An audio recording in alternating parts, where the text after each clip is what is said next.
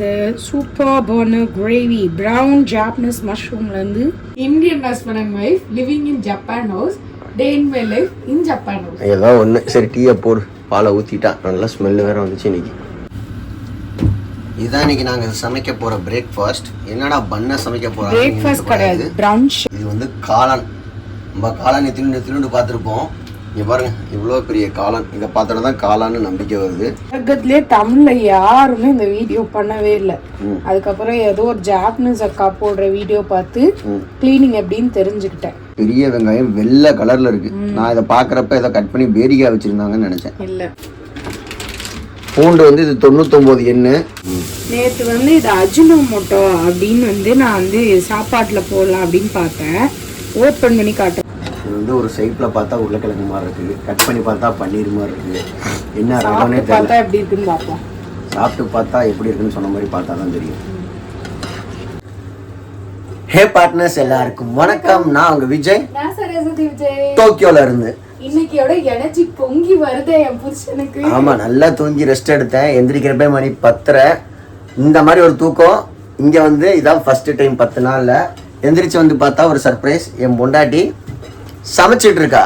அதுவும் சூப்பரான ஒரு பெரிய சைஸ் காளான். இவ்வளோ பெரிய காளான், நம்ம கை சோட்டு 1.5 கை சோட்டுக்கு இருக்க ஒரு காளானை சூப்பராக குக் பண்ணி சாப்பிட போகிறோம். அது இல்லாமல் இன்றைக்கி ஃபுல்லாக ஜப்பானில் நாங்கள் குக் பண்ணி சாப்பிட போகிறோம். என்னென்னலாம் ஜப்பானில் நாங்கள் குக் பண்ணோம், என்னென்ன க்ராசரிஸ்லாம் இங்கே கிடைக்கிது, அது எப்படி இருக்குது, அதுக்கப்புறம் அந்த ஃப்ரூட்ஸே வந்து டிஃப்ரெண்ட்டாக இருந்துச்சு. இதெல்லாம் தான் இன்றைக்கான வீடியோவில் பார்க்க போகிறீங்க. வாங்க ஜப்பான் குக்கிங்குள்ளே போகலாம். ஜப்பான் குக்கிங்கில் இந்தியன் குக்கிங் இன் ஜப்பான் போகலாம்.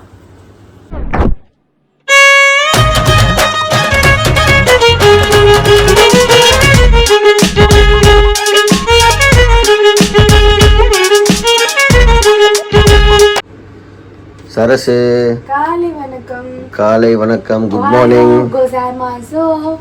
ஓகே, என்ன பண்ணிட்டு இருக்க? டீ வச்சிட்டு இருக்கேன். டீக்கு பாலுக்கு என்ன பண்ண? கடைக்கு போய் வாங்கிட்டேன். தூங்க போய் கடையில் போய் வாங்கிட்டு வந்துட்டேன். இந்த கடையில் நான் வந்து லாசன் போனேன். பால் எங்க? இந்த இங்க இருக்கு. ஓ, பால். எட்டாவோட உதவியோட எந்த பால் வாங்குறது, எப்படி பண்றது எல்லாம் கேட்டு வாங்கிட்டு வந்துட்டேன். பால் வாங்கிட்டு வந்துட்டேன்.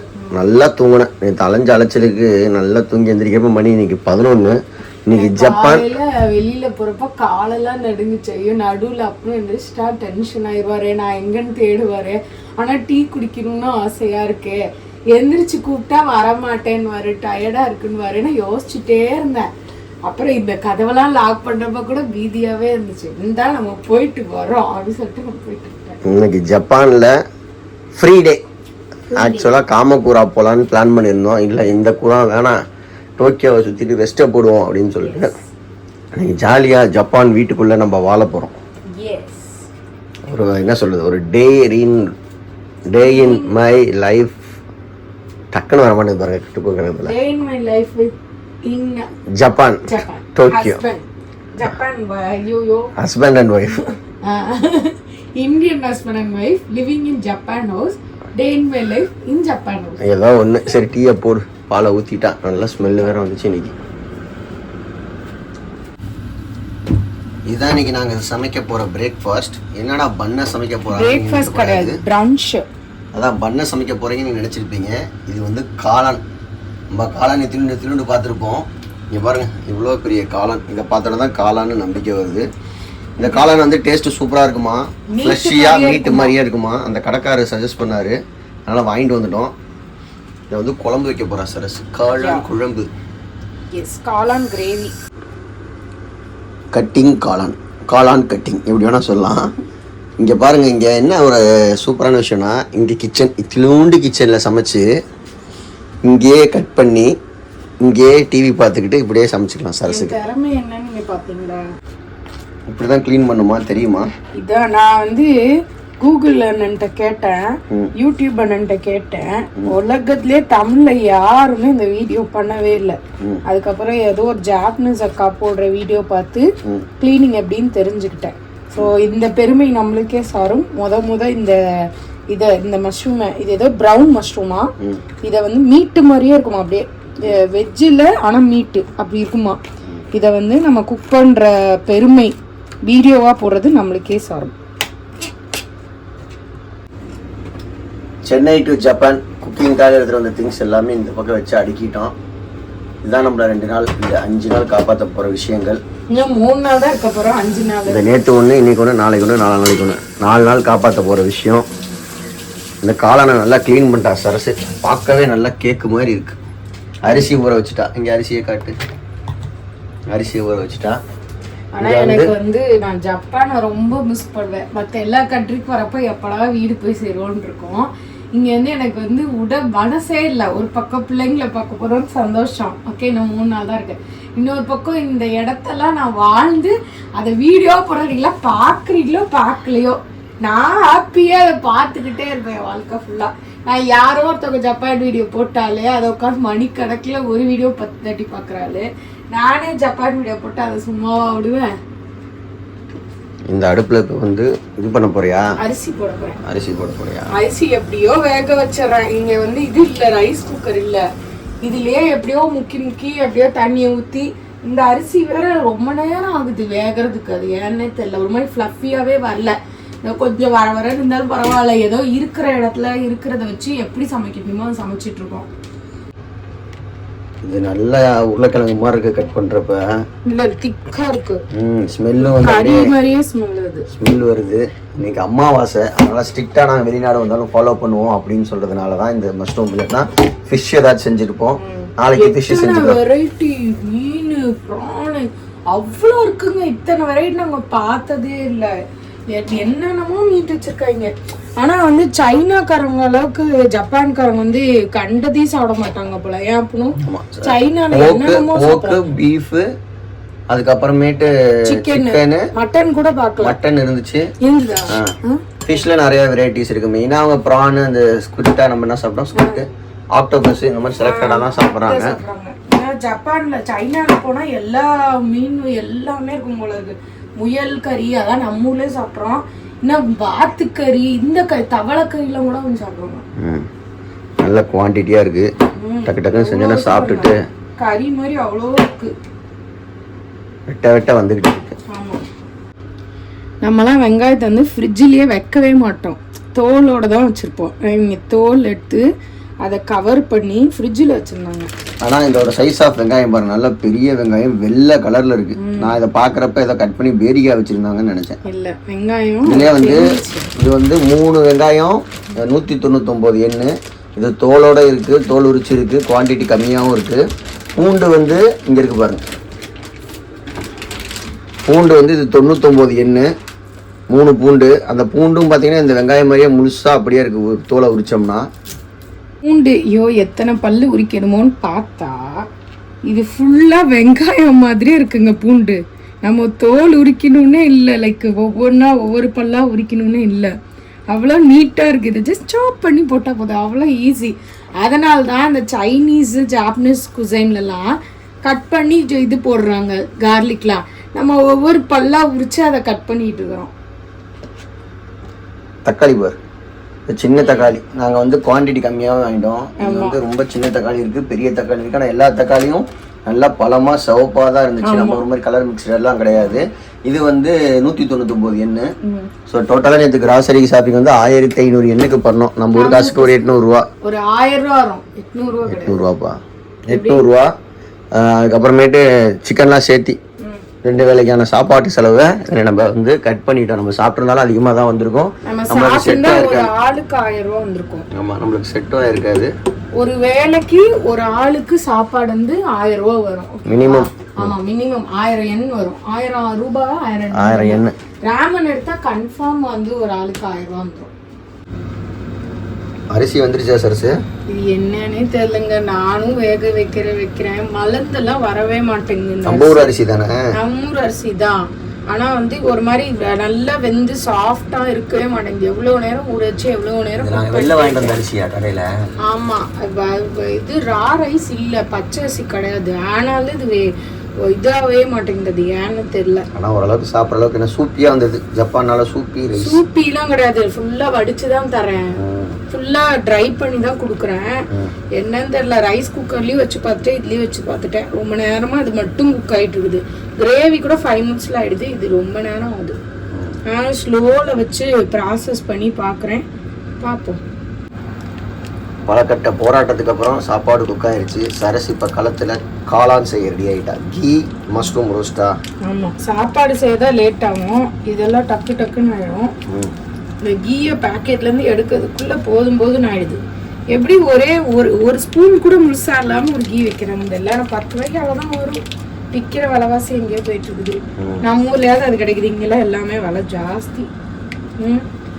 நேற்று தான் ஒரு இதில் பார்த்தேன், இங்கே வந்து ஒரு மாதத்துக்கு 2 லட்சம் to 3 லட்ச ரூபா சம்பளமே வருமா. 8 hours தான் ஒர்க்கு நம்ம ஊர் காசுக்கு. அதனால அவங்க ஸ்பெண்டிங் அதிகமாக இருக்குது. நம்மள மாதிரி ஃபாரினர்ஸ் வரப்ப அந்த ஸ்பெண்டிங்கோட காஸ்ட் வந்து என்ன சொல்கிறது, ஹை ஸ்கேல் அதிகமாக தெரியுது.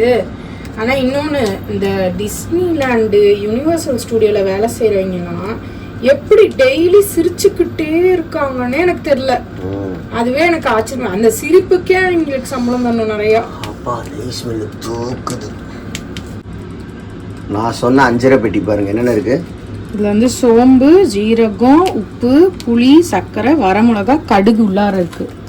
ஸோ வந்து இந்த வரமிளகா வந்து நம்ம கருவேப்பிலை கொத்தமல்லிலாம் இங்கே கிடைக்குமா எப்படி இருக்கும்னு தெரியாதுல்ல. அதனால வந்து நான் வரமிளகா எடுத்துட்டு வந்துட்டேன் தாளிக்கிறப்போ அந்த ஸ்மெல்லுக்காக.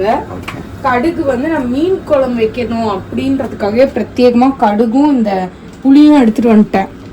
ஸோ மீன் குழம்பு வச்சே ஆகும்.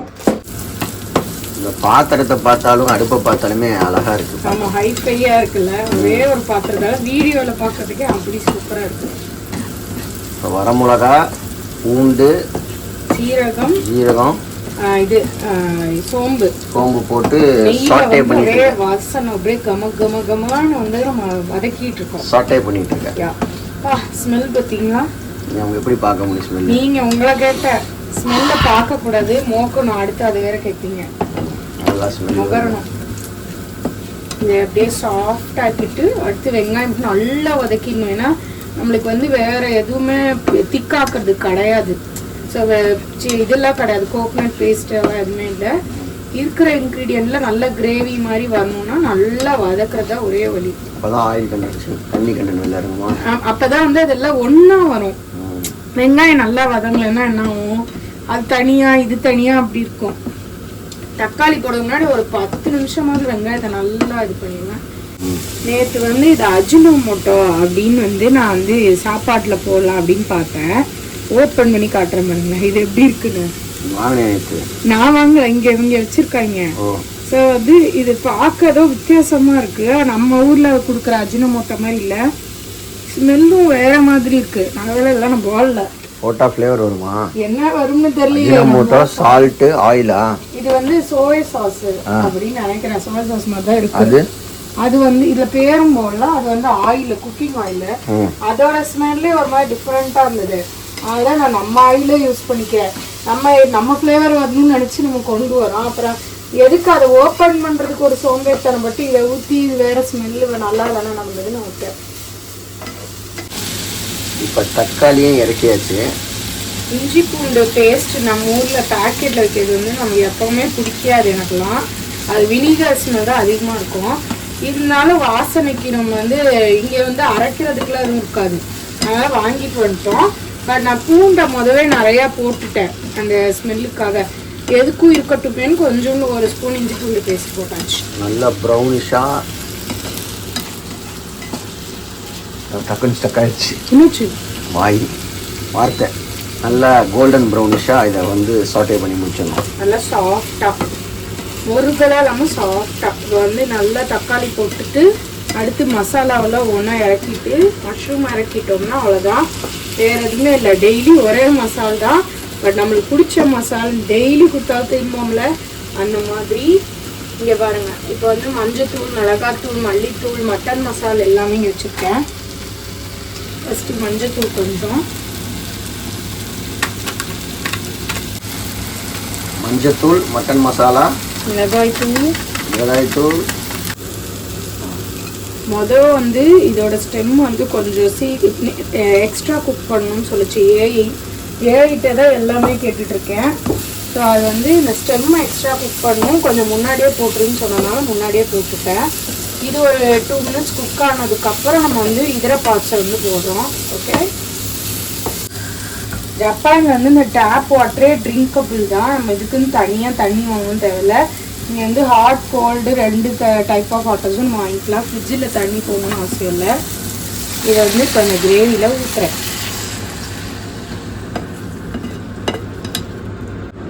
விநாயக் மகாதேவ் உள்ளே இறக்கிட்டு இருக்கா. ஆமாம். ஸோ ஒரு வழியாக மஷ்ரூமை இறக்கியாச்சு. இது எப்படி கட் பண்ணுறது, எப்படி க்ளீன் பண்ணுறது எல்லாமே அண்ணன் ஏஐ சொல்லி கொடுத்தது, மெட்டாய் சொல்லி கொடுத்தது தான். இது வந்து ஃபாஸ்ட் குக்கிங், ஹை ஹீட்டில் ஒரு 10 to 15 மினிட்ஸில் குக் பண்ணால் தான் இதோட டேஸ்ட் நல்லா இருக்குமா. ஏன்னா அது லப்பர் மாதிரி ஆயிருமா, ஃப்ளஃபி ஆயிருமா. ஆமாம். இந்த இப்போ எங்கள் ஃபாஸ்ட் இருக்கிறதுலே ஃபாஸ்ட் வச்சாச்சு. இது வந்து ஒரு சைப்பில் பார்த்தா உருளைக்கிழங்கு மாதிரி இருக்குது, கட் பண்ணி பார்த்தா பன்னீர் மாதிரி இருக்குது. என்ன ரகம்னே பார்த்தா எப்படி இருக்குன்னு பார்ப்போம். சாப்பிட்டு பார்த்தா எப்படி இருக்குன்னு சொன்ன மாதிரி பார்த்தா தான் தெரியும். ஷின்ஷானில் ஒரு எபிசோடில் நான் பார்ப்பேன், ஒரே ஒரு மஷ்ரூம் அதுக்கு வந்து அவ்வளோ அக்கப்போர் இருக்கும். அப்பா வந்து இதை ஃப்ரைட் ரைஸ் செய்யலான்னு, அம்மா வந்து இதை கிரேவியாக செய்யலான்னுவாங்க, பையன் வந்து இது கிரில்டாக செய்யலான்னு சொல்லுவாங்க. என்னோட ஒரு மஷ்ரூமுக்கு இவ்வளோ அக்கப்போர் பண்ணாங்க. நம்ம நிறையா மஷ்ரூம் வச்சு சாப்பிடுவோம்னு நினச்சேன். அப்போ தான் தெரியுது ஒரு மஷ்ரூமே இங்கே வந்து பெருசாக இருக்குது. இவ்வளோ பெருசுங்க அந்த மஷ்ரூமு. கட் பண்ணால் நம்மளுக்கு ஒரு 1/4 கிலோ to 1/2 கிலோ கறி மாதிரி அவ்வளோ வருது. இவ்வளோ குவான்டிட்டி வந்துச்சு கட் பண்ணோன்னே. அதனால தான் அவங்க வந்து அப்படி இது பண்ணியிருக்காங்க. நான் ஒரு மஷ்ரூம்க்கு இவ்வளோ நேரம் பேசுகிறாங்களேன்னு ரொம்ப நாளாக அதை யோசிச்சுட்டே இருந்தேன். இன்னைக்கு தான் எனக்கு அதுக்கான விடை கிடைச்சிது. கிடைச்சிருச்சா? கிடைச்சிருச்சு. A few moments later. ஓட்டரெல்லாம் சுருங்கி நம்ம ஊர் காளான் மாதிரி இதுவும் சுருங்கிரும் போல். சுருங்கி குவான்டிட்டி இவ்வளோ வந்திருக்கு. நானும் என் பொண்டாட்டியும் சாப்பிட போகிறோம். இப்போ ரச பேஸ்ட்டை வச்சு என் பொண்டாட்டி எனக்கு ரசமும் வச்சு கொடுக்க போகிறான். முட்டை தான் இன்னைக்கு அம்மாவாசை. ஆனால் ஆமாம் மறந்துட்டேன் பார்த்தியா, ஒரு 20 நிமிஷத்தில் மறந்துட்டேன். நான் எப்படி ஞாபகம் வச்சேன் பார்த்தீங்களா? என் பொண்டாட்டி தெளிவாக கெட்டிலில் சுடுதண்ணி போட்டா. நான் என்னென்னமா ரசம் அடுப்பில் இருக்கப்போ இப்படி வைப்பான்னு யோசிச்சுட்டே இருந்தேன். இங்கே பாருங்க, இந்த பேஸ்ட் அதில் போட்டு இது நல்லா புளிப்பாக ஒரு டைப்பாக இருக்குது. ஆமாம், ரொம்ப நம்ம ரசம் மாதிரி இல்லை, ஓரளவு நல்லா தான் இருக்குது. ஏதோ அவசரத்துக்கு. அவ்வளோதான், ரசம் ரெடி. ஆமாம், இந்த சுடுதண்ணி நல்லா கொதிச்ச தண்ணி அதை ஊற்றிடணும். எவ்வளோ நம்ம டேஸ்ட்டுக்கு ஏற்ற மாதிரி பேஸ்ட்டை கலக்கிக்கணும். உப்பு வேணால் உப்பு போட்டுக்கணும். உப்பு போட்டு லைட்டாக போடணும். இந்த ஸ்மெல் அடிக்க தான் எனக்கு பிடிக்கல. அந்த ப்ரிசர்வேட்டிவ்ஸோட ஸ்மெல் நல்லா தெரியுது. இங்கே தட்டெல்லாம் இல்லை, பவுல் தான். நம்ம இது ஒரு மாதிரி செமி தட்டு அப்படின்னும். ஆமாம், சூப்பி நூடுல்ஸ் மாதிரி செஞ்சு சாப்பிட்றாங்கல்ல ரேமன்லாம், அதே மாதிரி இங்கே சாப்ஸ்டிக் இருக்குது எல்லா ரூம்லையும். ஆமாம், நம்மளுக்கு சாப்ஸ்டிக் வந்து ஓரளவுக்கு எனக்கு யூஸ் பண்ண தெரியும். இந்த சாப்பாடுலாம் எடுக்கிற அளவு தெரியாது, அப்படின்னு சுத்தமாக தெரியாது. அதனால் கையே உணவு. என்ன பிரச்சனைனா இந்த நெயில்ஸை வேற போட்டு அது பாதி உடஞ்சி பாதி இருந்து இருக்குது. இங்க நெயில்ஸ் போடாத பொம்பளை பிள்ளைய பார்க்கவே முடியாது. பொண்ணை பார்த்தேன், 10 நிமிஷத்துக்கு ஒரு மேக்கப் போடுது, நெயில்ஸ் போடுது, போட்டுக்கிட்டே இருக்காங்க, மேக்கப் பண்ணிக்கிட்டே இருக்காங்க. நம்ம ஆனா இந்த இதுல எல்லாம் நம்மளுக்கு மார்க்கெட்டிங் பண்றாங்களா, clear skin, glowing skin, oily ஸ்கின்லாம் கிடையாது. நேர்ல பாத்தீங்கன்னா அவங்க மூஞ்சில சிவப்பா புள்ளி இருக்கு, நம்ம மூஞ்சில கருப்பா புள்ளி இருக்கு, அவ்வளவுதான். ஸோ யாரும் வரி பண்ணிக்காதீங்க. பிடிச்ச மாதிரி க்ரூம் அவங்க, பிடிக்கலன்னா இருக்கிறதே அழகுதான். ஸோ இந்த சூப்பர்பான கிரேவி ப்ரௌன் ஜாப்பனீஸ் மஷ்ரூம்லேருந்து ரெடி பண்ண கிரேவி நிறையா இருக்குது குவான்டிட்டி. அப்புறம் இப்போ உன்னோட டேஸ்டிங் டைம். நல்லா காளா நல்லா வெந்திருக்கு, நல்லா பெசரி விட்டு சாப்பாடு நல்லா கொதிக்க கொதிக்க எல்லாமே இருக்கு. ஆமாம், கொதிக்க கொதிக்க சோறு, அது கூட காளான் குழம்பு நல்லா பெசரி நல்லா நிறையா போட்டுக்க, நிறையா இருக்குது. பெசரி விட்டு முழுங்கிடுறாரியா, வாயில் வச்சோடனே அந்த சாப்பாடு உள்ள போயிருச்சு. இங்கே பாருங்க, சூப்பராக இருக்குது. இந்த காளான் வந்து நல்லா வெந்திருக்கு, நல்லா இருக்கு, மீட் மாதிரியே இருக்கு. ஆக்சுவலா நல்லா இருக்கு. என் புருஷன் நாகினியா இருந்திருப்ப போல பாரு, நாகின் முழுங்கிடுறாரு. 5 நிமிஷத்துல சாப்பிட்டே முடிச்சிருவேன். ஆவா, வீடியோல பாக்குறப்பதான் நல்லா தெரியுது. அப்படின் வாயில வைக்கிற உள்ள போயிருது. பள்ளி எதுக்கு உனக்கு ஆண்டவன் கொடுத்தான் சொல்லு, பள்ளி வைவ் சொல்லு. கடிக்கப்பா, இது கடிக்க தேவையில்ல, அதுக்கு இப்படி வச்சாரு முழுங்கிடுறாரு. ஒரு வீடியோ இதுக்கிட்ட நான் ரீகேப் இங்கிட்டு போடுறேன் பாருங்க, முழுங்குற வீடியோ. ஆனா மறந்துருது, பழகிடுது. ரொம்ப நேரம் சலுப்பா இருக்கிற மாதிரி. சூப்பரா இருக்கு. ரசம் ஊத்தி சாப்பிட்டா என்ன சூப்பரா இருக்கும். எனக்கு ரசம் என்னமோ ஜப்பான் வந்தாலும் ரச பைத்தியம் பிடிச்சிருச்சு. ஏன்னா கிடைக்காத மேலதான் ஆசை அதிகமாகும். அப்படின்னா நம்ம ஊர்ல ரசத்தை கொடுத்தா கூட தூக்கி தான் ஊத்துவோம். This rasam is precious guys. Where is this rasam? Here rasam. அவங்க ஊரில் ரேமன் சாப்பிட்ற மாதிரி நம்ம ஊரில் ரசம் சாப்பிடுவோம். அவங்க சட்டியில் நல்ல ரசம் தளர ஊற்றி சாப்பாடு அதுக்குள்ளே போட்டு சைடில் சைட்ஸ் வச்சு சாப்பிட்றப்ப அப்பப்பப்பா எம்மி டம்மியாக இருக்குது. ஐயோ பிசைஞ்சிக்கிட்டே இருக்கனே. பிசைஞ்சாச்சு. இப்போ சாப்பிட போகிறோம். கண்டிப்பாக அது சூப்பராக தான் இருக்கும். ஏன்னா நான் வீடியோ எடுத்துகிட்டே சாப்பிட்றப்ப கொஞ்சம் சிரமமாக இருக்கும். அதனால் நான் சாப்பிட்டுட்டு உங்களை சந்திக்கிறேன். Later that same evening. நாங்கள் ஸ்டே பண்ணியிருக்க இந்த ஹோட்டலோட ரெஸ்ட் ரூம்ஸ் இப்படி தான் இருக்குது. இங்கே ஒரு பாத்ரூம், அப்படியே இங்கே வந்தால் பாத் டப் வித் குளிக்கிற ரூம். கரெக்டாக? சரசு மேக்கப் போட்டு முடிச்சிட்டியா? போகலாம். நான் வந்து சரசு கிளம்புறதுக்கு முன்னாடி வெயிட் பண்ணிட்டு இருந்தேன். அவன் கிளம்பி நான் ரெடி ஆகிற வரைக்கும் இவன் மேக்கப் போட்டுட்ருக்கா. இந்த லைட் இருக்குது பார்த்தீங்களா? இந்த லைட்டு வந்து நான் இதில் பார்த்தேன். எங்கே பார்த்தோம்? மவுண்ட் ஃபூஜியில் பார்த்தோம். இது வந்து லைட் கண்ட்ரோல்டு. இது லைட்டை வந்து டிம் பண்ணிக்கலாம், அதிகப்படுத்திக்கலாம், மிடில் பண்ணிக்கலாம். பண்ணிக்காட்டு. ஆஃப் பண்ணிட்டு ஆன் பண்ணா டிம், ஆஃப் பண்ணிட்டு ஆன் பண்ணா நைட் லேம்ப், ஆஃப் பண்ணிட்டு ஆன் பண்ணா பிரைட் லைட். இதுக்கு வந்து ரிமோட்டும் தனியாக இருக்குது. நம்ம இவ்வளோ கஷ்டப்பட்டு சுவிட்சை போட்டு ஆன் பண்ணணும்னு அவசியம் கிடையாது.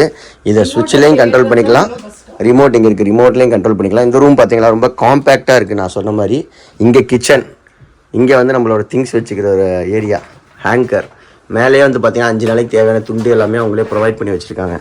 பெட்ரூம் இங்கே, அப்படியே பார்த்தீங்கன்னா டிவி சைடில். இதில் எப்படி படுத்து டிவி பார்க்க முடியும்னு தெரில. மேலே ஏசி, இங்கே விண்டோ. இது வந்து ஆக்சுவலாக பால்கனி மாதிரி இருக்குது. இங்கே நம்ம வெளியே அக்சஸ் பண்ணிக்கலாம். இவங்க வந்து பால்கனியாக மாற்றிட்டாங்க. இதை நம்ம அவசரப்பட்டு ஃபயர் அலார்ம் டச் பண்ணிட்டா 30,000 எண்ணு ஃபைனு. இங்கே டை அடிக்கக்கூடாது, டை அடித்தாலும் 30,000 எண்ணு ஃபைனு. குப்பை தொட்டிலாம் இங்கே பக்கத்துலேயே வச்சுருக்காங்க. கீழே ஒரு காம்பேக்ட் ஃப்ரிட்ஜு.